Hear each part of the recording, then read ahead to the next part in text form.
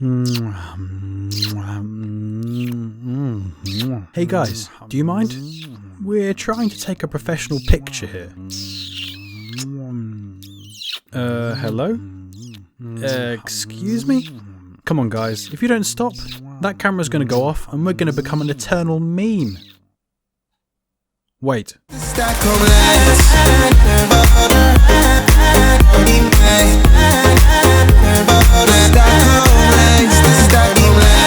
How are you all doing, humans of the world? It's your boy MajorMcDonalds, and you should know by now that Victory in Europe Day, or VE Day, recently took place on the 8th of May. In case you are unaware of what that means, in which case I'd question why you even clicked on the video, but I'm not going to complain, then it's the date that the Allies in World War II formally accepted the unconditional surrender of the Wehrmacht, Germany's armed forces, and is also the day the Allies celebrated the defeat of Nazi Germany and the end of the Third Reich, recognising the end of the Second World War in Europe. That being said, Russia and many former nations of the Soviet Union celebrate it the day after, on the 9th of May, because the end of all combat actions was specified as 11:01 PM on the 8th of May, Central European time, which was already the 9th of May in countries like Russia, Belarus and Serbia, and many nations around the world observe public holidays on the day each year, but not really this year because it happened to fall on a Sunday, which is just poor timing.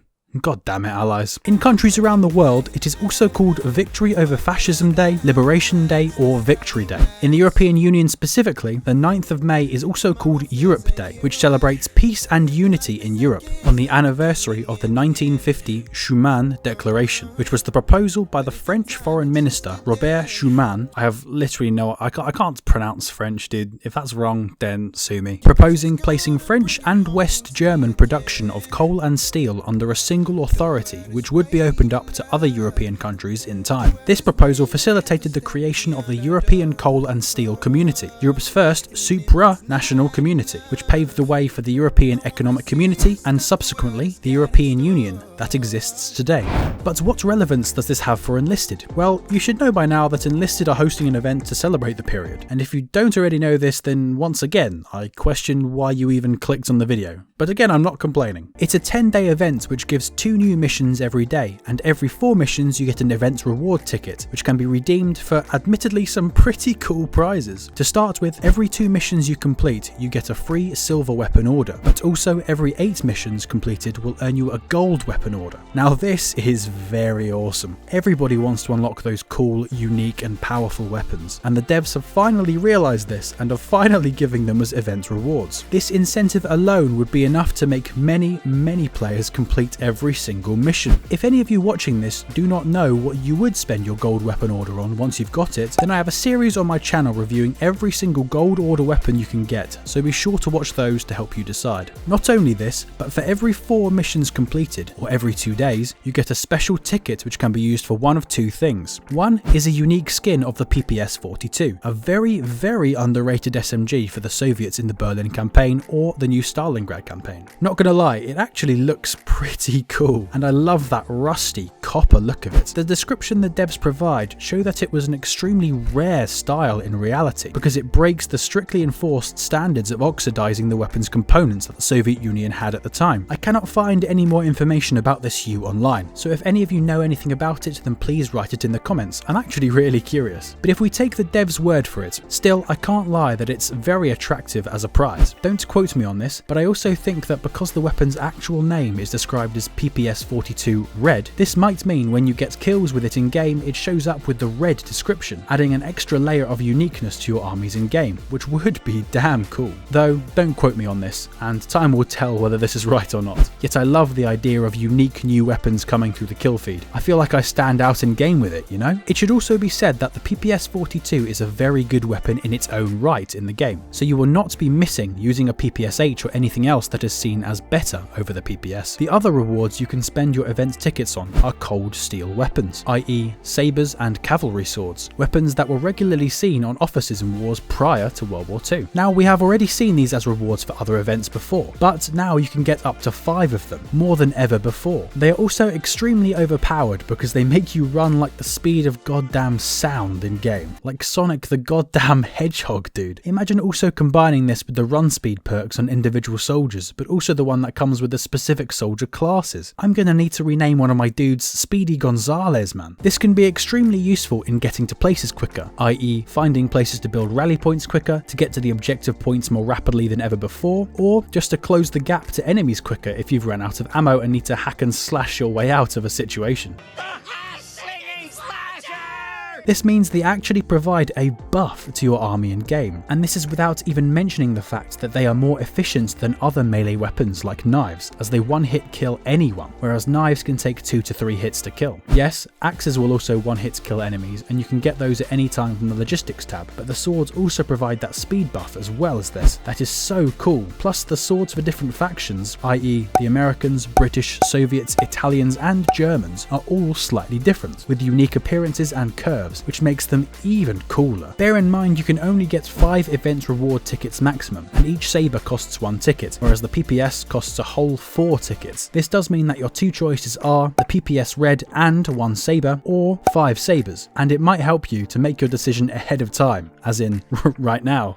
But what do the missions consist of, and why do they make this event the best event Enlisted has ever hosted? Every day supposedly is dedicated to a different specific soldier class, with tasks tailored to that class, which is a really neat idea. I won't go through every single task here because, well, I just believe you can all read, and you probably don't need me to be your personal text-to-speech bot. But what I will say is that the missions are so well designed. For example, they allow people to complete the tasks without going out of their way to pick specific squads every single day. I mean, think about it. The first day's events were easy to do with any squad. Then there are the assaulter, machine gunner and sniper days, and the devs acknowledged that the most popular classes anyway are assaulters and gunners, so they just kept in missions to get kills with the specific weapon types, as players would naturally do so anyway, but instead took great care to avoid sniping becoming a problem.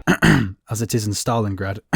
And instead of requiring X kills with a sniper, they just want headshots, which are easy enough to do with any weapon in the game, allowing matches to not be awful because everyone that day is just sniping and not attacking objective points, so gameplay was much smoother and without any new issues because of this. That is great planning on behalf of the devs. Similarly, with the radio operator day, there is no mission to get kills with artillery, because they seem to realise that gameplay would have been absolutely awful, where every member on every team is spamming the 7 button on keyboard to be able to get their artillery down before their teammates can, and constant barrages making the concussion mechanics so much worse for that day. Having 10 kills with a pistol is a strange choice instead of it, but I am very glad that they did do this instead. So, overall, the event really does seem planned out properly by the devs this time, and it lasts probably a good amount of time to allow enough players to claim at least some kind of rewards, no matter if they are busy on a particular day per se. Of course, it's not perfect. I mean, nothing the snail ever pursues is perfect, let's be real here, but it's so much better than previous events, and I've actually looked through every single event Enlisted has ever hosted to confirm that I can say this. Now yes, Enlisted's events aren't perfectly comparable, and it depends on my definition of what an event actually is, but my statement still applies. It is the best event we've seen. I mean, don't make me talk about the awful Not a Step Back event, which, for playing an absurd amount of games without even being able to do anything because some paying player already has the best gear in the Stalingrad campaign and either hard carries your team so you do nothing that game or destroys you in your spawn. You obtain portraits and nickname decorators for only 60 days. And don't make me even think about the Chinese Lunar New Year events, which you can hardly even call an event to be honest, where you got 1 poster and 1 silver weapon and troop order for doing an absurd amount of battles. Jesus man, Darkflow really did the Chinese people dirty, bro. Don't get me wrong, there were some very decent events in the past, like the Unknown War Fighting on the Moon event, the Engineer Day, Operation Fiery November, the Modern Conflict event, Enlisted's Birthday, and one of the many cool Twitch drop events such as where you could obtain real soldiers from the film Enemy at the Gates. But what about last year's VE Day event? Well, I wasn't around at this point, but apparently there was a contest with a big prize pool for players who could stream on Twitch and get the most kills with a specific weapon, so maybe I'm wrong about this event being the best event. Maybe it's not even the best VE Day event. But regardless of what we think about this year's VE Day event, it's not perfect, and there are many ways to improve them for the future, depending on what type of events they are. Enlisted is a grind, but its events shouldn't be a grind 2.0. Some players I have seen are complaining about how much they have to play in order to redeem rewards for this event, which has been an issue in past events too. And while I praise the devs for planning some of the missions, others are still not perfect, shall we say. The pilot and tanker days require you to destroy the corresponding vehicles, but if everybody is planning to destroy them on that day, is anyone actually going to play as one? Sure, you can spawn as a fighter to destroy planes, or use tank-on-tank combat, but you could just build an anti-tank gun on the ground with an engineer, or just shoot at the dang thing with your M1 Garand. And why not just use your explosive packs or the new OP Stalingrad TNT charges to kill tanks? Then again, it's difficult to think of other possible missions that would not infringe too much on traditional gameplay for these days, so it's actually hard to blame the devs for the solution they came up with. Maybe it was the only idea available. In addition, when comparing the PPS Red and the Sabres as rewards, if, as I said before, that the Sabres actually provide some kind of gameplay advantage, but the PPS does not, then if you have a rational brain as any economic agent is assumed to have, I keep using aspects of my degree in my videos just for the sake of trying to use it in real life and not in pointless economic theories, but, you know, hey ho. Then why would you ever pick the PPS Red? I imagine many players will have Sabres by the end of this event, but then that might make the PPS Red even rarer, which actually to me makes it more attractive to have. So, who knows, dude. Yet still, the idea that one reward option gives a gameplay advantage and the other doesn't is a question many players have for the devs, and for good bloody reason at that. But despite saying all this, I still think it's the best event the devs have put on so far. So for that, we should give them plaudits. If you guys are interested in watching more Enlisted review videos, I have so many on my channel for you, such as on potential gold orders, premium squads, and on entire campaigns, like my controversial Stalingrad review. But nevertheless, it's been a pleasure ranting at you today. Have a wonderful day, enjoy yourselves, and I'll see you in the next one.